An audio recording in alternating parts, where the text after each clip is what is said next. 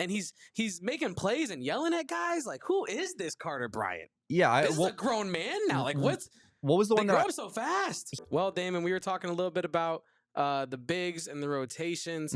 Let's talk a little bit more about that rotation and the options that Tommy Lloyd has with his lineup. So I just want to start by right here. 6 minutes played for Carter Bryant. His first 6 minutes tonight. He had 8 points on 3 made field goals and 3 attempts and was 2 for 2 from 3. Oh, yeah, he also had 3 rebounds. That production is insane. For just and I was being conservative with it too, because at the time it was 5 minutes played, but it had just turned to 6, and so I said let's be fair and call it 6 minutes played. But that's truly in 5 minutes played. 8 points, 3 shots, 3 makes, 3 rebounds. His growth. He's growing at a point to where you can't keep him on the bench anymore. Like I understand the argument for keeping him on the bench. Because I was the one making it for a couple weeks here, right? But like he's getting to a point where he's impacting winning at a level to where you need him out there as much as you can get him out there. The best version of Arizona includes Carter Bryant playing significant minutes. 1000%. I think the ceiling of this team is Carter Bryant is a 30-minute per game type of player. And of course, you know, we've seen 24 minutes in back-to-back games against Central Michigan and TCU prior to this game against Cincinnati. Only 15 minutes tonight. That, of course, due to some foul trouble. He had 4 fouls, so I think that hampered his, you know, how much he was going to play there. But we've seen the best of Carter Bryant in the last 3 games here, Kevin. Yeah, he looks to be more comfortable. Obviously, we want to get those fouls a little bit under control. 7 fouls in the last 2 games, but that 3-point shooting tonight, I mean, that moved me. That moved me spiritually. Do you know how those were wet balls, Kevin? Like genuinely, no rim touching, dropping through the net. Little Chris move for you for your YouTube on a Saturday here, but I just you gotta love that because we saw against TCU those threes were rattling in and out a little bit. Like it didn't look like the touch was there. Tonight, you're getting, like you said, just splash balls straight in the net, no rim. Like feels like the game's slowing down for Carter. We knew it would.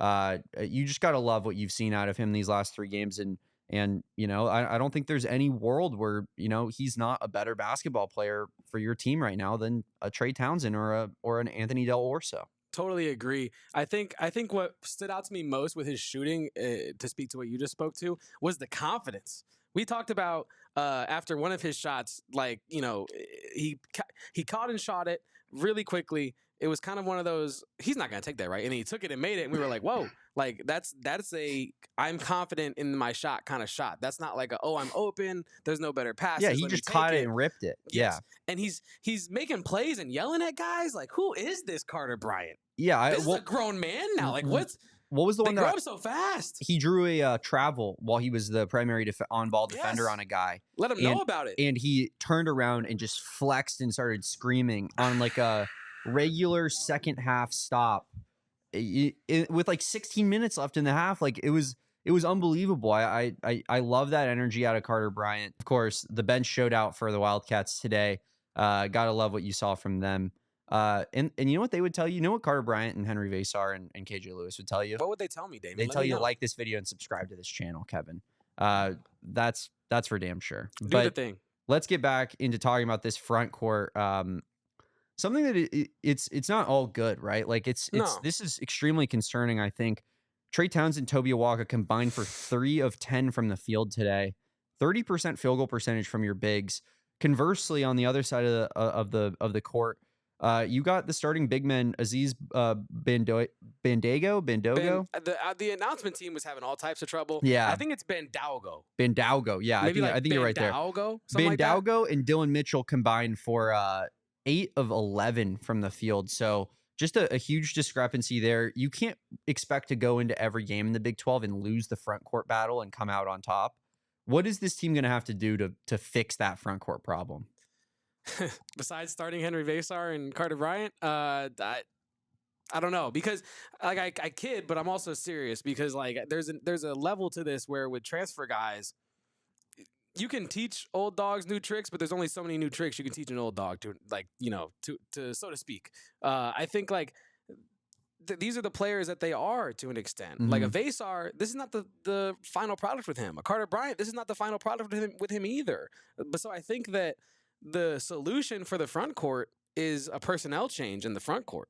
I don't think it's as simple as, oh, well, we just got to get Townsend in a spot where he's shooting shots that look more comfortable for him. Yeah. He's shooting threes. He's shooting mid-range shots. He's getting to the paint. It's just not working. Right. Yeah. And so I feel like it does come to a point, and we might be at that point where you do have to look at the front court and say, hey, I don't think it's an adjustments thing. I think it's a personnel issue. And that's where I'm at with it. I think if you want changes in the front court, you make personnel changes in the front court. And I think it'd be different if the roles were reversed. Right. I think if Veesaar or Bryant were in there and you know, they're having the same production that Awaka and Townsend are, you're probably saying, okay, go get, you know, They go get him coaching. They might develop. Carter Bryant's a freshman, et cetera, et cetera. But yeah, no, I think it's a personnel change, Damon. What do you think? Yeah, I think so too. I don't know what we really expected from Tobe Awaka looking back on it. Like, he's a physical big and he's a guy who can get some rebounds, but that's kind of essentially it, right? Like, he's just going to be a rim runner for this team, he was never going to be a back to the basket, showing you moves. Like the moves we saw out of Veesaar tonight, Tobe Awaka will not and has not and will never have that in his bag, right? But Trey Townsend has really been what's disappointing for me. Yes. Obviously, you know, he had the big tournament for Oakland last year, took down Kentucky early in the game, or early in that tournament. But it's just been a real struggle thus far this season for Trey Townsend. My biggest concern with Trey, 4.5 rebounds per game. Yeah. That's just probably, like, in my opinion, it's pretty much completely unacceptable. He averaged 8 rebounds per game at Oakland last year. I know that that's a big step up in competition from Oakland, from the Horizon League to the Big 12, but that's twice as many rebounds that he was getting in the Horizon League, and he's playing 10 less minutes per game. Yeah. So it's not like it's like, you know, working out in that regard as well. Trey Townsend, just like, if he's going to continue to start, he has to be better. One of his better games in the season that he's had thus far was against West Virginia. So that's our next game against West Virginia. He scored 19 points in that game with 7 of 12 shooting. So maybe it is a decent little matchup for him there, but only 4 rebounds in that game in 41 minutes. The rebounding is a problem. And if he's not going to rebound at that rate, what's stopping a Carter Bryant from playing the 4? Because Carter Bryant, I would imagine that the concern is, can he play in the front court as a freshman at an effective level? Well, we know that Trey Townsend has not been doing that, right? He's getting 4 rebounds per game right now for this team.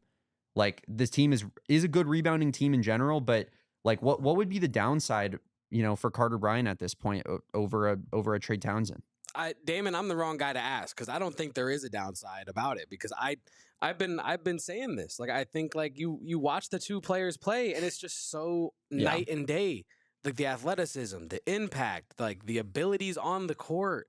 Like, it's night and day. I think maybe, and Saul and Corey talked about this on McHale Madness recently. I think what's been holding Carter Bryant back is his defensive rotations, his adjustments on defense, and just his ability to stay locked in on that side. The of mental the side of the game. Yes. The side that he hasn't had to really work with, because he's been playing high school and AAU ball where they really don't do any of that. Yeah. And so, and I think, like, if you want. And Dr. Chimp asked this in the chat earlier. They said, you know, do you think that if Bryant keeps playing like this, he's gone after one season? If you want to see him reach his potential, now is the time to give him that starting role. I think I think now is the time, because we're starting off January, roughly 2 months away from all the big money games and all that. I don't think you want to put him in the starting lineup later in the year. Now that he's proven that he's starter quality, in my opinion. So I say you get him in there. I say there is no downside. I say maybe see if Trey Townsend is better off the bench. KJ Lewis seems to think he's better off the bench. So maybe Trey Townsend's like better off the bench. I don't know. Yeah. I mean, it just, like, I'm looking at Trey Townsend's game log, and I guess what's just so concerning for me is, like, you look at that NC State game last year. I mean, he shot 44% from the field, so it's not like he was just hitting everything. But he scored 30 points, had 13 boards in that game. And that's against a legit team that went to the Final Four, that had a massive front court, right? Like we all remember DJ Burns. Then he played Kentucky in the first round, 17-12 in that game. In the Horizon League Championship, he had 38-11. Like, this was a guy who showed up in big games. He was playing his best basketball in big games. And now he's being outplayed by Carter Bryant, who's, kind of a raw freshman that doesn't really have the experience that a Trey Townsend would have. It's just a really interesting dilemma with this team, like I mentioned, with that bench versus starting lineup conversation. Like, I think pretty much everybody, someone mentioned it in the chat, like that should be the lineup. It's really, really weird when you have, majority of your lineup probably is not your better players. It's a crazy thing to have happen. Yeah. And I think like you spoke to his rebounding and the ways he was able to impact the game last season for an Oakland team that was punching up against some of these more quality teams, right? I think that's what's been most disappointing to me is I didn't think Trey Townsend was going to come in and be like what we think Carter Bryant could end up being, right, so to speak. I thought Trey Townsend was going to be like a multi-tool contributor, right? Like hustle rebounds, maybe a block shot here and there, a big open three. Like I didn't expect him to look so out of place like when he gets the ball. As someone mentioned in the chat, it was AZ future coach that mentioned his indecisiveness. That jumps off the screen to me as well. Like his processing seems slower than his teammates on some of these plays. And I'm not talking to his intelligence. I'm just talking to his ability to read the court at the same speed of his teammates. And I think that is a factor in when we're breaking down Trey Townsend's game is, can he make the decisions fast enough on the offensive side of the court to be a contributor on that end? Or is he just playing at a different speed? Because it's not like he's the freak athlete either that can just rely on that brute athleticism to get to the rim at will or whatnot. So, yeah, it's been a rough case for Trey Townsend this season. It's unfortunate to see, but it has been.